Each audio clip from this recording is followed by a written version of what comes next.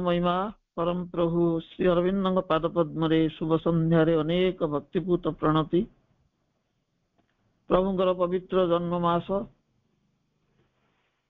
ये भाद्रव ओडिया भाद्रव मास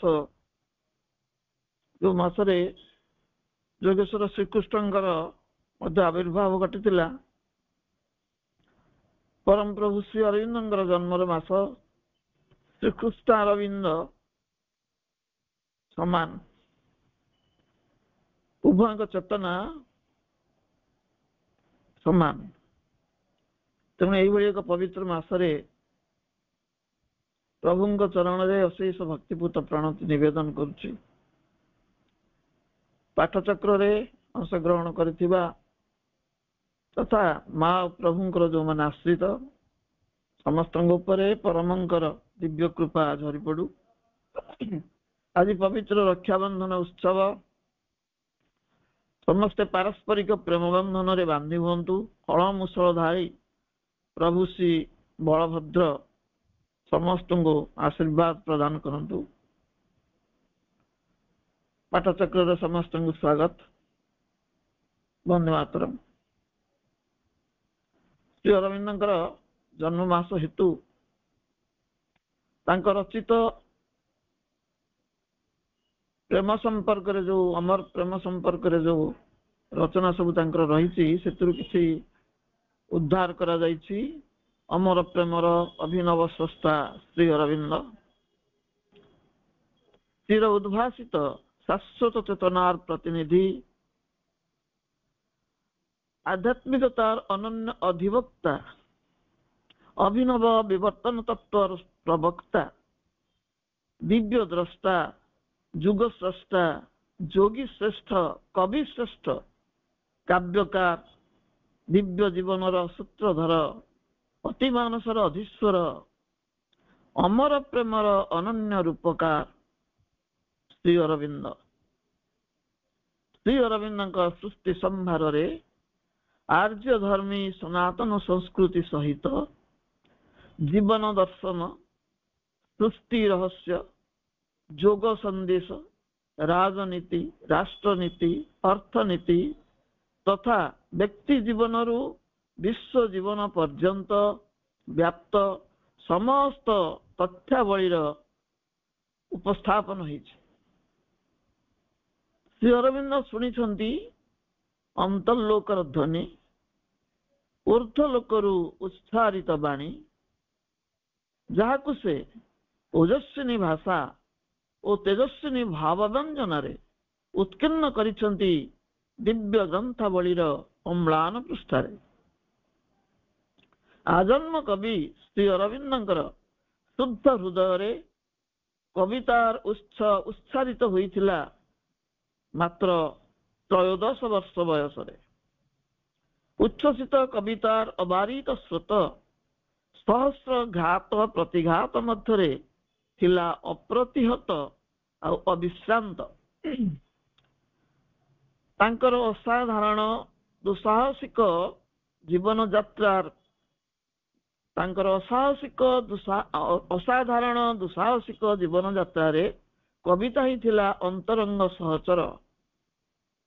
एई महायोगी वज्र कठिन दृढ़ हृदय तले रसतीर्ण काव्य कवितार अंत सलीला फल्गु निरंतर प्रवाहित होउतिला।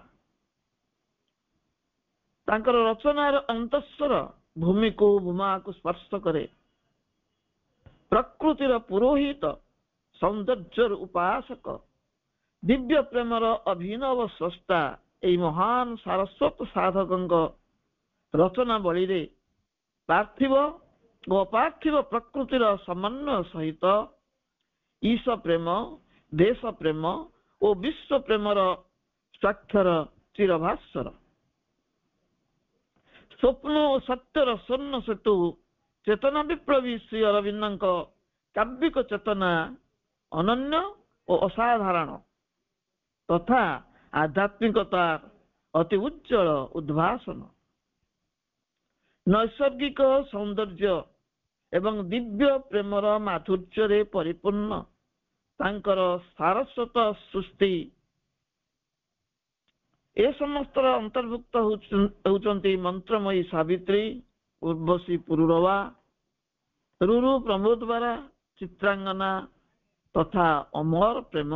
आहुरी अनेक कवितारे श्री अरविंद दिव्य प्रेमर उल्लेख करिसंती। प्रेमर महाकाव्य होउची सावित्री। प्रेम और परम उभय शब्द रे अक्षरगत, अर्थगत, तत्वगत, तथ्यगत तथा उच्चारणगत सामंजस्य परिदृष्ट हुए। प्रेम और परम, प्रेम रे जो अक्षर सब रही, परम रे से अक्षर सब रही। अक्षरगत सामंजस्य अच्छी, अर्थगत सामंजस्य अच्छी, तत्वगत, तथ्यगत आ उच्चारणगत सामंजस्य मध्य रही। उभय एक अभिन्न, उभय एक अभिन्न किपरि? प्रेम ही परमंक दिव्य चेतना। परमंकर चेतना ही प्रेम, प्रेम ही परमंक दिव्य चेतना जहाँ समग्र सृष्टि को धरी रखिछि। जड़र जठर मध्यरे जीवनर आद्य स्फुरण केवल प्रेमर जादुकरी स्पर्श द्वारा संभव होइछि। अप्राकृत प्रेमर प्रतिमूर्ति स्वयं दिव्य जननी उक्ति अनुसारे, when consciousness was separated from its origin and became inconscious, the origin emanated a love to reawaken consciousness from the depths of the inconscious and bring it back into touch with its origin. तात्पर्य, विश्व सृष्टिर प्राक Carla जड़र जठर मध्यरे मूल उत्सरु विच्छिन्न सही महाचेतना निश्चेतनार अंतरालरे सुसुप्तिमग्न होई रहिले। तांकु पुनः जागृत करी मूल स्वरूप को फेरे आनिबा पाई परम चेतना प्रेम को ही अवतीर्ण करेले। स्वयं जोगेश्वरी जोगमाया रूपरे जोगेश्वरंक जोग निद्रा भांगिले। प्रभु ठारू उत्सारित हले दिव्य प्रेम स्वरूपिणी दिव्य जननी महाशक्ति। सेई जोगेश्वरी जोगमाया रूपरे जड़र जठर को प्रवेश कले। जोड़ी जोग निद्रा मग्न थिले जोगेश्वर अर्थात परमकर स्फुलिंग जोड़ी सुप्त अवस्था थिला, तांकर जोग निद्रा को भग्न कले। प्रेमर प्रथम स्पर्श रे जड़ बुकुरे सृष्टि हेला सिंहरण, चेतनार जागरण, पुल पल्लवी उठिला जीवन। जेतबेले प्रेममयी माँ जड़र बक्ष को स्पर्श कले सिंहरण सृष्टि हेला, चेतनार जागृति आसिला, जीवन पल्लवित हेला। पशु पक्षी कीट पतंग जीव उद्भिद समावेश शून्य गर्भा धरित्री हेला परिपूर्ण पूर्ण गर्भा। अग्रगामी हेला विवर्तन। परमंक मांगलिक चेतना सृष्टिकारिणी महाशक्ति दिव्य जननी को ही श्री अरविंद उपस्थापन करिसेंती दिव्य प्रेमर मूर्तिमंत प्रतीक भाव रे। माँ रूपरे माटीरू आकाश पर्यंत परिव्याप्त एक भूमा चेतना। सेई प्रेममयी जननी बक्षपाती धरिसेंती विशाल धरित्री, बाहुमेली तोड़ी धरिसेंती विशाल विश्व प्रकृति। एही भली मातृतत्व, शक्ति तत्व, भक्ति तत्व और सर्वजयी प्रेम तत्व उपरे आधारित श्री अरविंदंकर साहित्य साम्राज्य, जहाँ भितर मातृतत्व रही, शक्ति तत्व रही, भक्ति तत्व रही एवं सबुठारु शक्तिशाली प्रेम तत्व रही। मृत्यु उपरे प्रेमर विजय महाकाव्य सावित्री रे प्रभु उल्लेख करिसेंती। All love was hers and its one heavenly cord bound all to all with her as a golden tie. All love was hers and its one heavenly cord bound all to all with her as a golden tie. सकल प्रेम ही तांकर एक स्वर्गीय सूत्र ସୁବର୍ଣ୍ଣ ଶିକୁଳି ସମ ବାନ୍ଧି ଦିଏ ତାଙ୍କ ସହ ସମଗ୍ର ଜଗତ। ସକଳ ପ୍ରେମ ହିଁ ତାଙ୍କର ଏକ ସ୍ୱର୍ଗୀୟ ସୂତ୍ର। ସୁବର୍ଣ୍ଣ ଶିକୁଳି ସମ ବାନ୍ଧି ଦିଏ ତାଙ୍କ ସହ ସମଗ୍ର ଜଗତ। With love movement began the awakening of consciousness and movement of transformation. ପ୍ରେମର ଗତି ଛନ୍ଦରେ ହିଁ ଚେତନାର ଜାଗୃତି ଓ ରୂପାନ୍ତରର ଅଗ୍ରଗତି।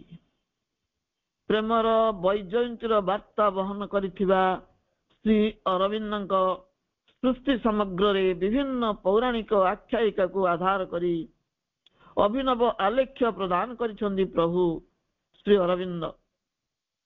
କାଳଜୟୀ ତାଙ୍କର 3ଟି ମହାନ ଗ୍ରନ୍ଥରେ ମୂଳତଃ ପ୍ରେମ ଓ ମୃତ୍ୟୁ ତଥା ପୃଥିବୀ ଉପରେ ଜୀବନର କାହାଣୀ ବର୍ଣ୍ଣିତ ହୋଇଛି।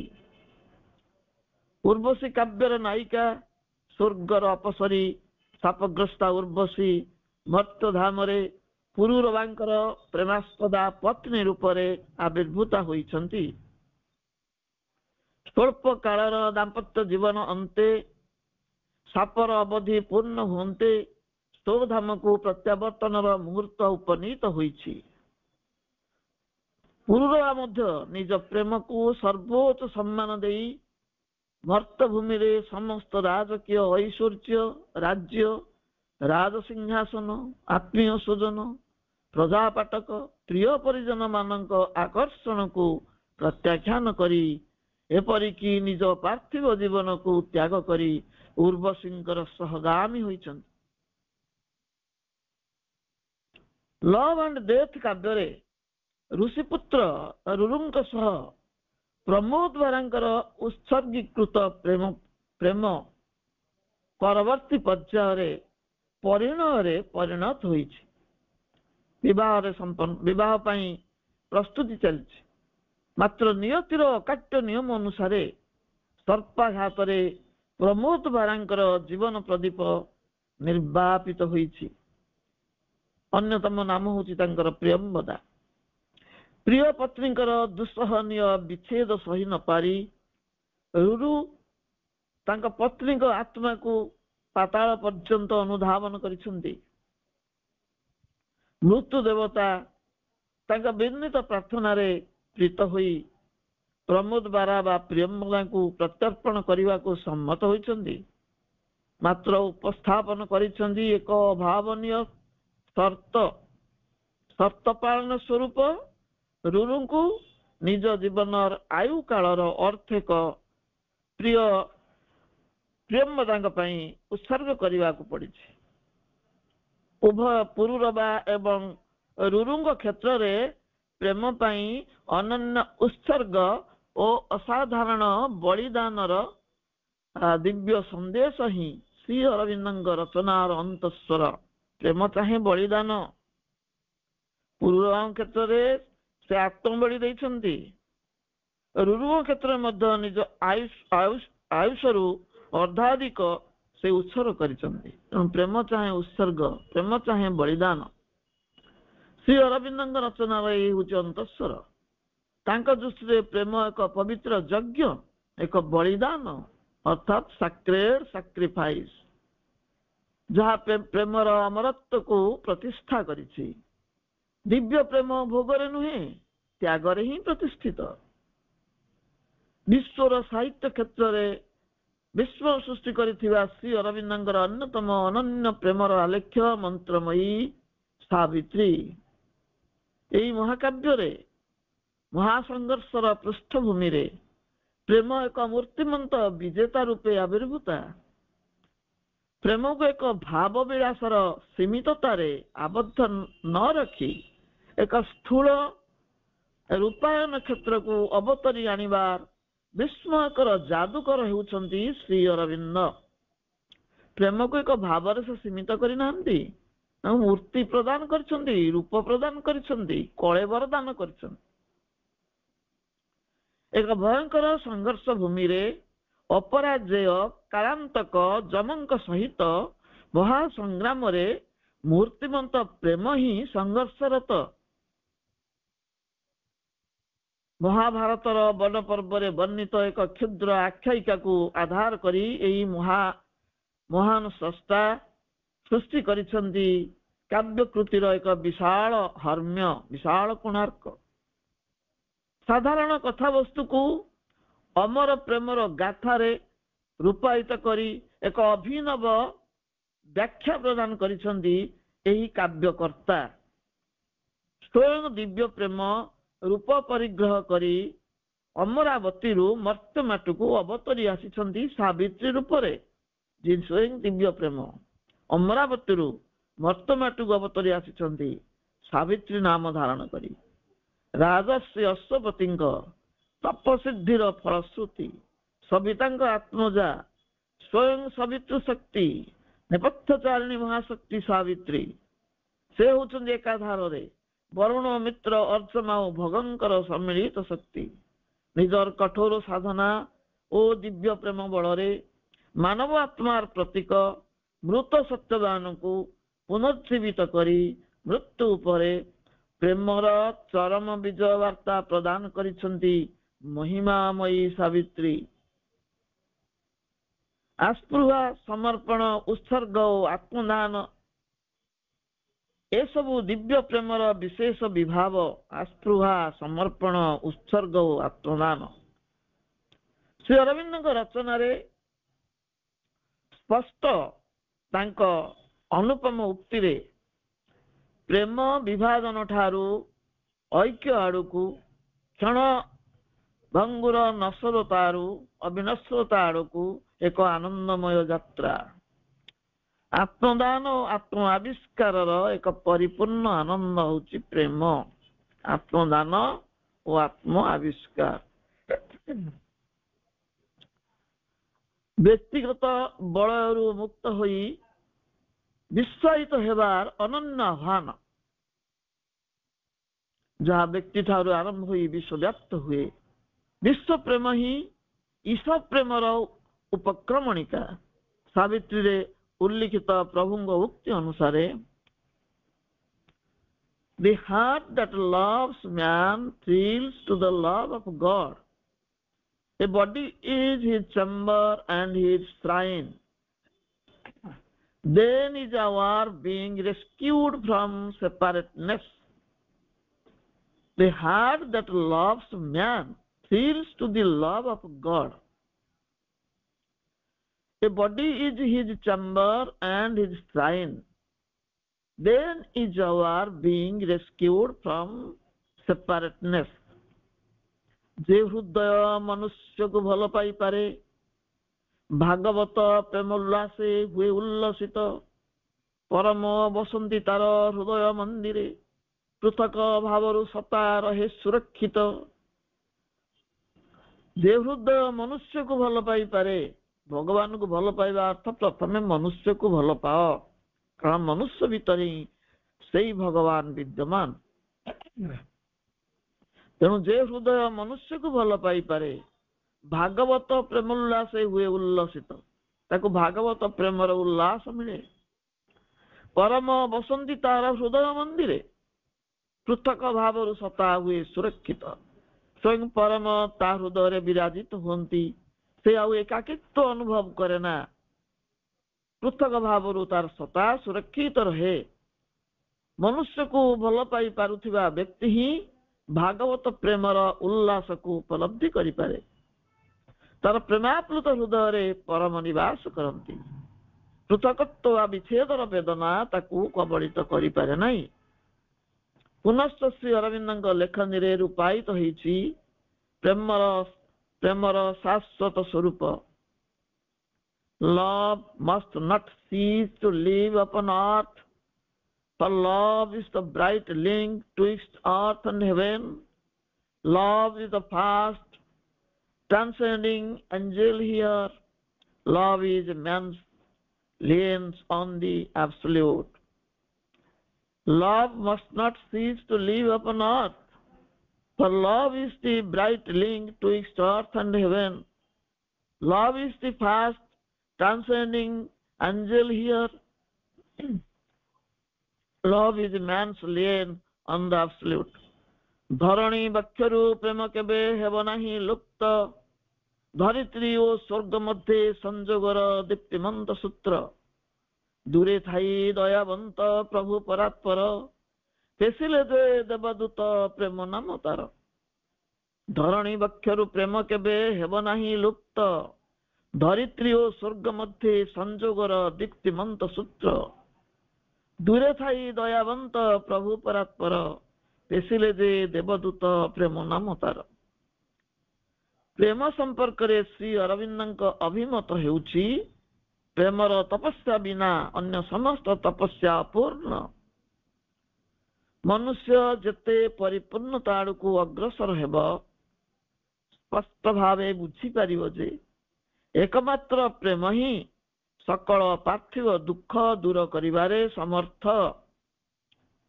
ବିଶୁଦ୍ଧ ପ୍ରେମର ଆନନ୍ଦ ହିଁ ବିଶ୍ୱ ବିଚ୍ଛେଦର ଦୁଃଖକୁ ଲାଘବ କରିପାରେ। ମନୁଷ୍ୟ କେବେ ବି ବିଚ୍ଛେଦର ଦୁଃଖ ଅନୁଭବ କରିବନି ଯଦି ତାର ହୃଦୟରେ ଦିବ୍ୟ ପ୍ରେମ ବାସ କରୁଥାଏ। ସାରା ସୃଷ୍ଟିକୁ ଯେ ପ୍ରେମ କରିପାରେ, କାହାଠୁ ସେ ଆଉ ବିଚ୍ଛେଦ ହବ, ବିଚ୍ଛିନ୍ନ ହବ? ମା କହୁଛନ୍ତି, love is an irresistible power, and it is this divine love that really holds all the varying elements of the universe. Love is an irresistible power, and it is this divine love that really holds all the varying elements of the universe. ପ୍ରେମ ଏକ ଅପରିରୋଧ୍ୟ ଶକ୍ତି, ପ୍ରେମ ଏକ ଅପରିରୋଧ୍ୟ ଶକ୍ତି, ତାହା ସମସ୍ତ ସଂଘର୍ଷମୟ ଉପାଦାନକୁ ଏକତ୍ର ଧରି ରଖିପାରେ। ପରସ୍ପର ସଂଘର୍ଷ କରୁଥିବା ବ୍ୟକ୍ତି ହୁଅନ୍ତୁ, ବସ୍ତୁ ହୁଅନ୍ତୁ, ସେ ତାକୁ ଏକତ୍ର ସୂତ୍ରରେ ବାନ୍ଧି ଦେଇପାରେ। ତାରି ନାମ ହେଉଛି ପ୍ରେମ।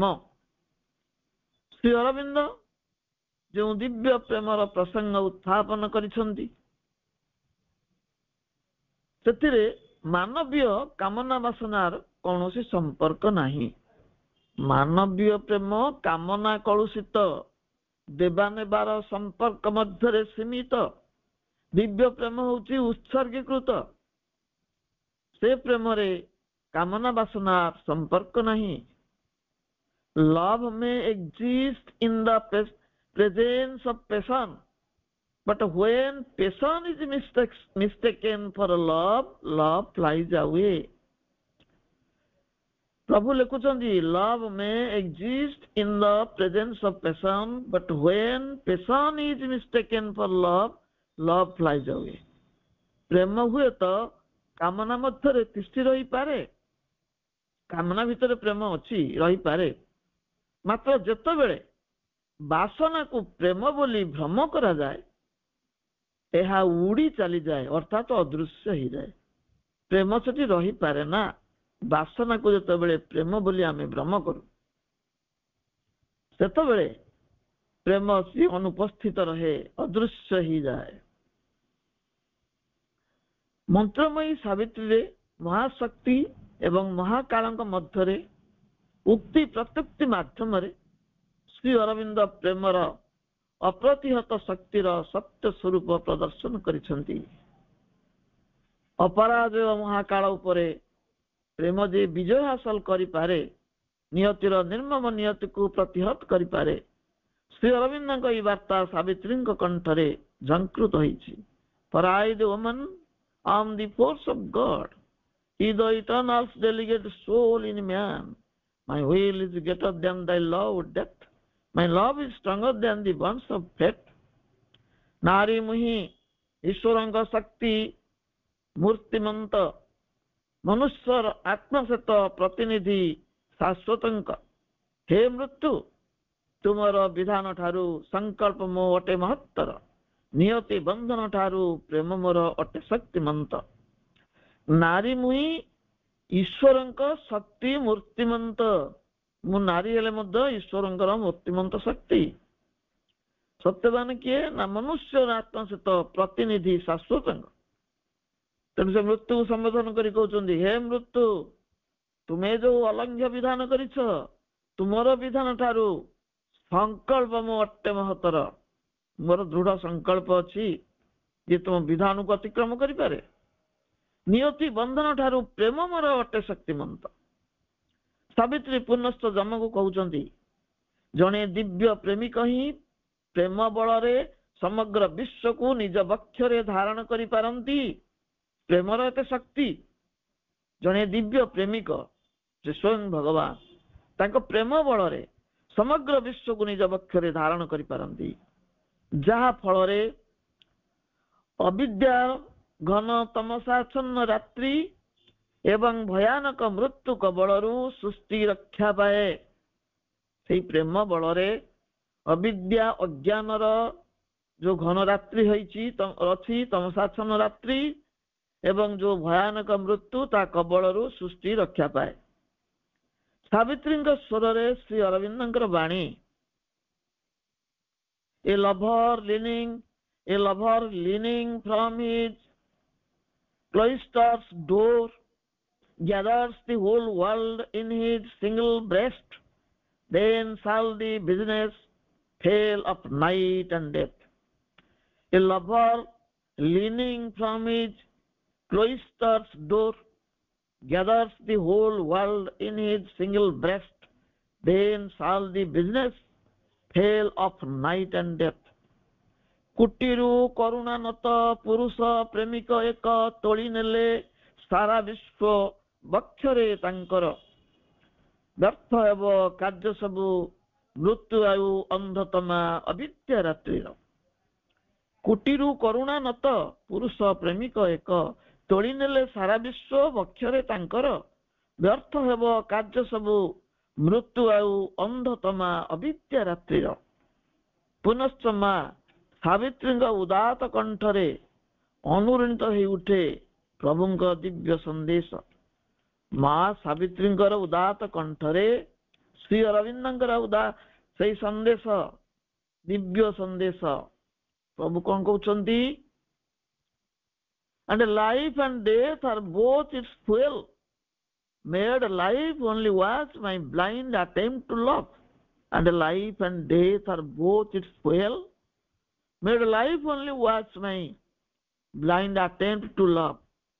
ଯାହାର ତାତ୍ପର୍ଯ୍ୟ ହେଉଛି ତାଙ୍କ ପ୍ରେମର ପ୍ରୟାସରେ ହିଁ ବିଶ୍ୱ ଜୀବନର ଆଦ୍ୟ ସ୍ଫୁରଣ ସମ୍ଭବ ହେଇଛି। ତାଙ୍କ ପ୍ରେମର ଅନିର୍ବାଣ ବହ୍ନିରେ ଜନ୍ମ ଓ ମୃତ୍ୟୁ ଇନ୍ଧନ ସ୍ୱରୂପ ଅଟନ୍ତି।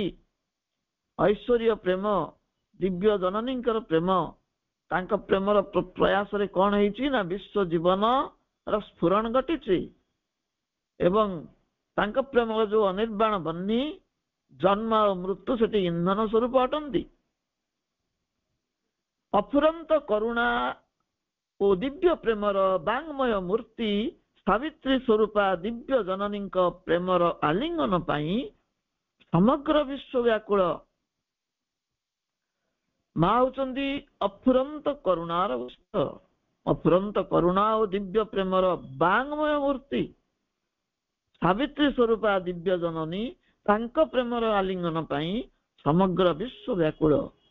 ଏହି ଉକ୍ତିକୁ ସାବ୍ୟସ୍ତ କରି ପ୍ରଭୁ ଉଲ୍ଲେଖ କରିଛନ୍ତି, The whole wide world clung to her for delight, created for her rapt embrace of love. The whole wide world clung to her for delight, created for her rapt embrace of love. ବିଶାଳ ଏ ବିଶ୍ୱ ନଇଁ ଆସେ ତାଙ୍କ ପାଶେ ଦିବ୍ୟାନନ୍ଦ ଆସେ। ବିଶାଳ ଏ ବିଶ୍ୱ ନଇଁ ଆସେ ତାଙ୍କ ପାଶେ ଦିବ୍ୟାନନ୍ଦ ଆସେ।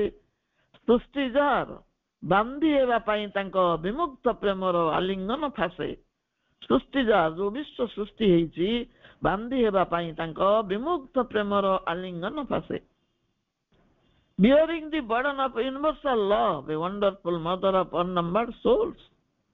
ବହନ କରି ସେ ଦିବ୍ୟ ପ୍ରେମର ଦିବ୍ୟ ଦୁର୍ବାର ଭାର। ଅନୁପମା ଜନନୀ ସେ ଅଗଣିତ ଆତ୍ମାର। Love in her was wider than the universe. The whole wide world could take refuge in her single heart. Love in her was wider than the universe. The whole wide world could take refuge in her single heart. ବିଶ୍ୱଠୁ ବିଶାଳ ଥିଲା ପ୍ରେମ ତାଙ୍କ ବିପୁଳ ବିସ୍ତୃତ। ଏକକ ହୃଦୟ ତାଙ୍କ ଆଶା ଦେଇପାରେ ଏହି ସମଗ୍ର ଜଗତ। ତାଙ୍କ ପ୍ରେମ ଥିଲା ବିଶ୍ୱଠାରୁ ଆହୁରି ବିଶାଳ, ବିପୁଳ, ବିସ୍ତାରିତ। ସେଇ ଗୋଟିଏ ହୃଦୟ ମଧ୍ୟରେ ସମଗ୍ର ଜଗତ ଆଶ୍ରା ନେଇପାରେ। ଶ୍ରୀ ଅରବିନ୍ଦଙ୍କ ଅମର ପ୍ରେମର ଆଲେଖ୍ୟ ବହନ କରିଥିବା ମହାକାବ୍ୟ ବ୍ୟତୀତ ତାଙ୍କ ସନେଟ ମାନଙ୍କରେ ମଧ୍ୟ ନୈସର୍ଗିକ ସୌନ୍ଦର୍ଯ୍ୟ ଓ ପ୍ରେମର ମାଧୁର୍ଯ୍ୟ ମନୋଜ୍ଞ ଶୈଳୀରେ ପ୍ରକାଶ ପାଇଛି, ଯାହାକୁ ପାଠ କରି ପାଠକ ଏକ ଅତୀନ୍ଦ୍ରିୟ ଅନୁଭବ ପ୍ରାପ୍ତ କରିଥାଏ। ସେଥିମଧ୍ୟରୁ ଗୋଟିଏ କବିତାର ଶୀର୍ଷକ ହେଉଛି ଇମୋର୍ଟାଲ ଲଭ୍, ଅମର ପ୍ରେମ।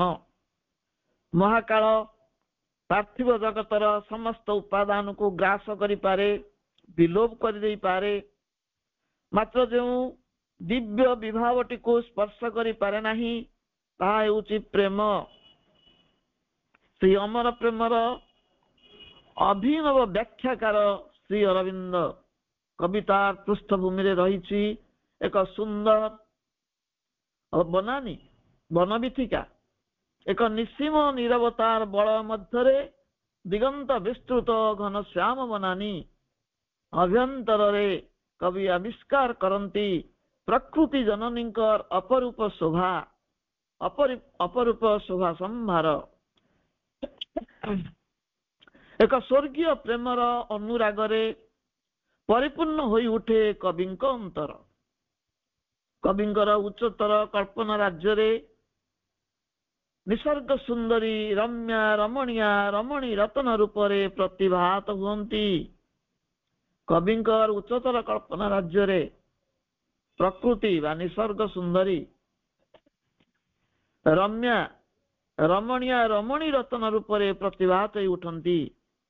ଅତଏବ ନୈସର୍ଗିକ ପ୍ରେମର ରୂପକାର ଶ୍ରୀ ଅରବିନ୍ଦ ପ୍ରକୃତି ରୂପିଣୀ ସେହି ଦିବ୍ୟ ନାରୀଙ୍କ ନିକଟରେ ଦିବ୍ୟ ପ୍ରେମର ପ୍ରୀତି ସୁମନ ଅର୍ପଣ କରିବାକୁ ଯାଇ କହୁଛନ୍ତି, ଦୁର୍ଲଭ ତବ ବର୍ଣ୍ଣର ବିଭବ ଲାଗି କରୁଥିବି ଶ୍ରଦ୍ଧା ନିବେଦନ, ତୁମ ମଧ୍ୟରେ ଗୋଲାପର ସ୍ୱପ୍ନ ରଖିଥିବି କରି ସୁରକ୍ଷିତ।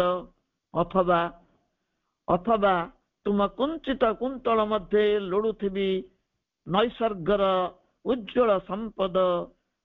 ଆହେ ସୌମ୍ୟ ରମଣୀୟା ରମଣୀ ରତନ, ଅନ୍ତ ହୋଇପାରେ ଅନ୍ତର ଭରା ଏହି ଅନୁରାଗ ମମ। ଦୁର୍ଲଭ ତବ ବର୍ଣ୍ଣର ବିଭବ ଲାଗି କରୁଥିବି ଶ୍ରଦ୍ଧା ନିବେଦନ, ତୁମ ମଧ୍ୟରେ ଗୋଲାପର ସ୍ୱପ୍ନ ରଖିଥିବି କରି ସୁରକ୍ଷିତ। ଅଥବା ତୁମ କୁଞ୍ଚିତ କୁନ୍ତଳ ମଧ୍ୟରେ ଲୋଡୁଥିବି ନୈସର୍ଗର ଉଜ୍ଜଳ ସମ୍ପଦ। ଆହେ ସୌମ୍ୟ ରମଣୀୟା ରମଣୀ ରତନ, ଅନ୍ତ ହୋଇପାରେ ଅନ୍ତର ଭରା ଏହି ଅନୁରାଗ ମମ।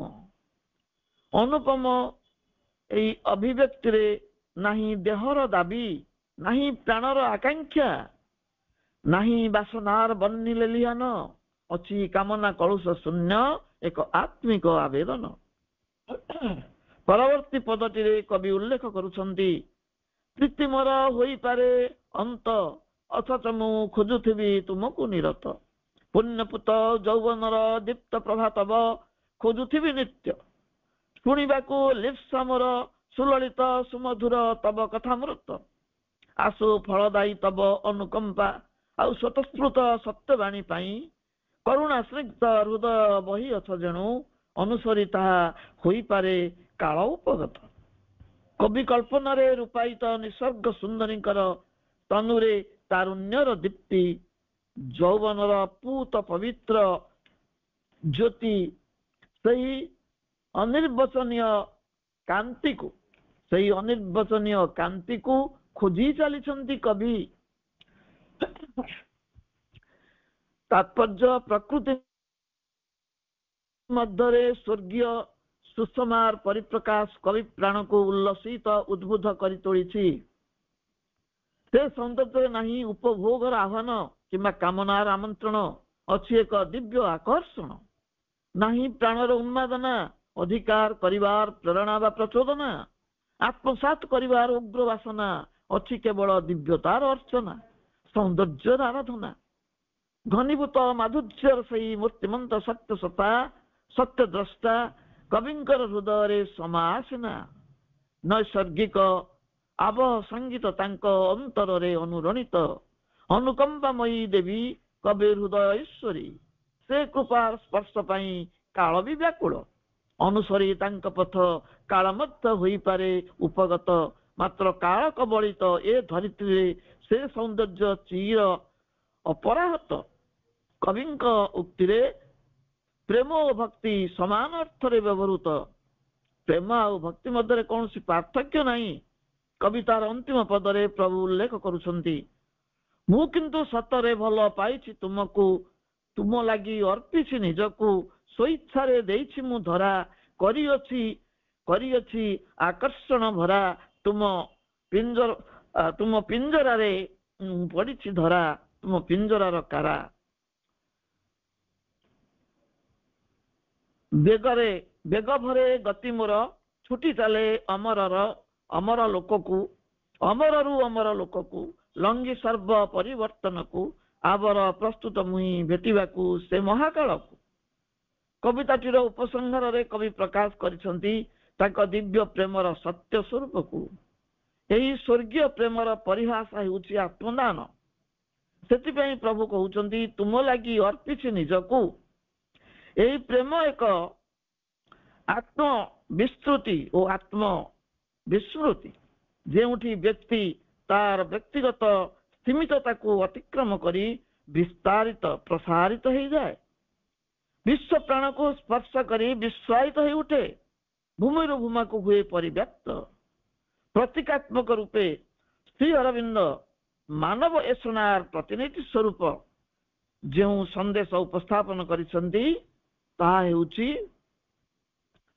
ଅପରା ପ୍ରକୃତିର ନୈସର୍ଗିକ ବର୍ଣ୍ଣ ବୈଭବ ଅନ୍ତରାଳରେ ପରା ପ୍ରକୃତି ରୂପିଣୀ ଦିବ୍ୟ ଜନନୀ ହିଁ ଆତ୍ମମଗ୍ନ ହୋଇ ରହିଛନ୍ତି ତାଙ୍କୁ ହିଁ କବି ତାଙ୍କ କବିତା ମାଧ୍ୟମରେ ଉଦ୍ବୋଧିତ ତଥା ଉପସ୍ଥାପିତ କରିଛନ୍ତି କବି ସ୍ୱଇଚ୍ଛାରେ ବରି ନେଇଛନ୍ତି ସେହି ନୈସର୍ଗିକ ସୌନ୍ଦର୍ଯ୍ୟର କାରା ଏହି କାରା ଏକ ସୀମାବଦ୍ଧ କକ୍ଷ ନୁହେଁ ଏହା ଆଦିଗନ୍ତ ବିସ୍ତୃତ ନୈସର୍ଗିକ ଚିତ୍ରଶାଳା ସୁଷମାର ବିବିଧ ପ୍ରକାଶ କବିଙ୍କ ଦୃଷ୍ଟିରେ ନିସର୍ଗ ସୁନ୍ଦରୀଙ୍କର ସୌନ୍ଦର୍ଯ୍ୟ ପସରା ସୌନ୍ଦର୍ଯ୍ୟର ସେହି ବିପୁଳ ବିସ୍ତାର ମଧ୍ୟରେ କବିଙ୍କର ମୁଗ୍ଧ ଚେତନା ଅପ୍ରତିହତ ଭାବ ବେଗରେ ଛୁଟି ଚାଲିଛି ଅମରରୁ ଅମର ଲୋକକୁ ଏହା ପ୍ରତୀକାତ୍ମକ ଭାବରେ ଶ୍ରୀ ଅରବିନ୍ଦଙ୍କ ଯୋଗଯାତ୍ରା ଯାହା ଚେତନାର ବହୁ ସ୍ତର ଅତିକ୍ରମ କରି ଉଠି ଚାଲିଛି ଅମରତ୍ୱର ସନ୍ଧାନରେ ଊର୍ଦ୍ଧ୍ୱରୁ ଊର୍ଦ୍ଧ୍ୱକୁ ସମସ୍ତ ପରିବର୍ତ୍ତିତ ପରିସ୍ଥିତିକୁ ସେ ଲଙ୍ଘନ କରି ଯାଉଛନ୍ତି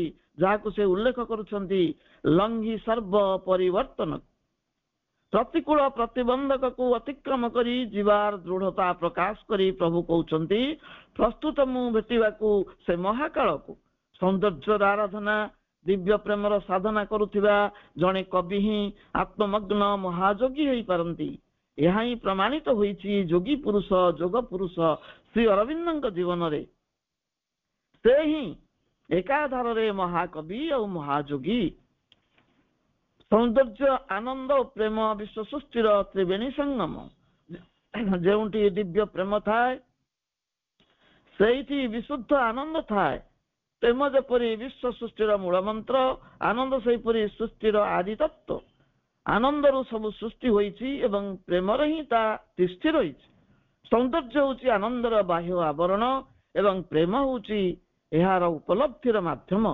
ପ୍ରେମମୟୀ ଜନନୀ ନିଖିଳ ବିଶ୍ୱର ନୈସର୍ଗିକ ସୌନ୍ଦର୍ଯ୍ୟ ସାମ୍ରାଜ୍ୟରେ ସୌମ୍ୟା ରମଣୀୟା ରମଣୀ ରତନ ଭାବରେ ପ୍ରତିଭାତ ହୋଇ କବି ପ୍ରାଣକୁ ଆହ୍ଲାଦିତ କରିଛନ୍ତି ଯାହା ଅମର ପ୍ରେମ ଶୀର୍ଷକ କବିତାର ଅନ୍ତର୍ବାଣୀ ବା ଅନ୍ତଃସ୍ୱର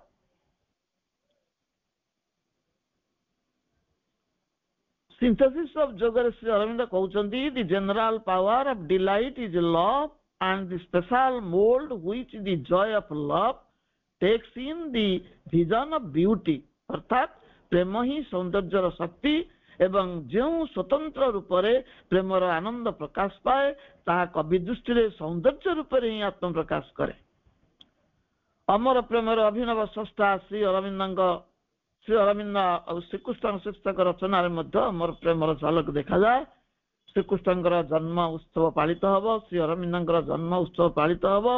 ତେଣୁ ପରବର୍ତ୍ତୀ ପର୍ଯ୍ୟାୟରେ ଶ୍ରୀକୃଷ୍ଣଙ୍କର ସମ୍ପର୍କରେ ଯାହା ଶ୍ରୀ ଅରବିନ୍ଦ ଲେଖିଛନ୍ତି ଆମେ ସେ ବିଷୟରେ ପ୍ରସଙ୍ଗ ଉତ୍ଥାପନ କରିବା। ଆଜି ସମୟ ଅତିକ୍ରାନ୍ତ ହୋଇଛି। ସମସ୍ତଙ୍କୁ ଧନ୍ୟବାଦ। ପୁନର୍ବାର ରାକ୍ଷୀ ପୂର୍ଣ୍ଣମୀର ଅନେକ ଶୁଭେଚ୍ଛା। ବନ୍ଦେ ମାତରମ୍।